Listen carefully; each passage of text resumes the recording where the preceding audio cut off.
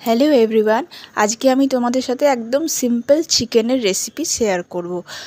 তো দেখো, প্রথমে আমি চিকেনটা ভালো করে ধুয়ে জাস্ট এটাতে নুন, হলুদ আর তেল দিয়ে মাখিয়ে রাখলাম, আর কিচ্ছু এটাতে আমি দিইনি। এইভাবে মাখিয়ে ভালো করে রেখে দেবো। আর এদিকে দেখো, মাংসর জন্য আমি একদম বড় বড় করে আলু কেটে নিয়েছি।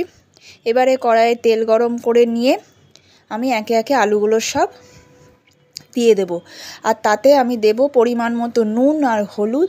তারপর এটা ভালোভাবে নাড়িয়ে আমি এটাকে লাল লাল করে ভাজতে দেব কম আঁচে ঢাকা দিয়ে। তারপরে আমি মাংসটা শুরু করব। একদম রোজকার যে চিকেনের কারি হয় এটা, সেটাই কিন্তু খেতে কিন্তু খুবই ভালো লাগবে। আর এদিকে আমি চিকেনের মশলাও তৈরি করে নিয়েছি। দেখো, এখানে দেখতেই পাচ্ছ, এটা হচ্ছে পেঁয়াজ রয়েছে, রসুন রয়েছে, লঙ্কা, আদা, তেজপাতা, আর রয়েছে দারচিনি আর এলাচ। এটা দিয়ে পুরোটা মিক্সিতে ঘুরিয়ে নেব। আচ্ছা, আর এদিকে দেখো আমার আলু ভাজা ভাজা হয়ে গেছে। এবার আলুগুলোকে আমি ভালো করে যেহেতু হয়ে গেছে, সেহেতু আমি এগুলো এবার তুলে রেখে দেবো।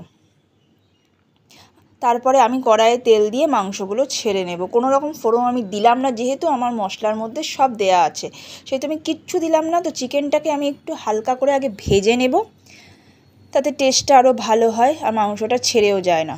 তো ভালো করে ভেজে নিয়ে তারপরে আমি মশলাটা, মিক্সিতে পেস্ট করা মশলাটা দিয়ে দেব।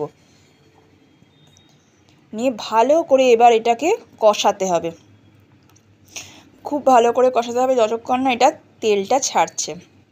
আর একে একে আমি এর মধ্যে দিয়ে দেবো স্বাদ মতো নুন। যেহেতু আমার মাংসতে একটু নুন দেওয়া আছে, সুতরাং সেই বুঝে আমাকে নুনটা দিতে হবে। তো এটা আমি দিয়ে দেবো স্বাদ মতো নুন।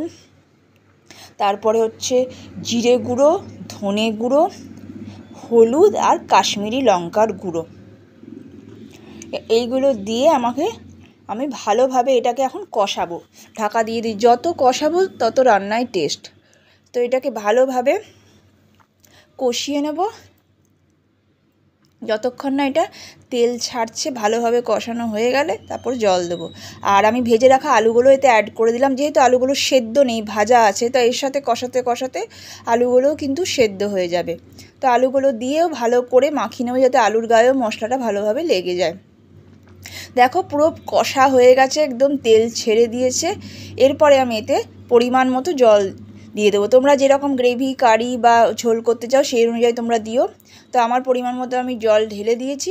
এবার এটাকে ভালো করে 10 মিনিট ফুটতে দেবো, যাতে মাংস আর আলুটা ভালো করে সেদ্ধ হয় আর ভেতরে মশলাগুলো ঢোকে। তাহলে এটা কমপ্লিট। নামাবার আগে গরম মশলা দিতে হবে। আমি কোনো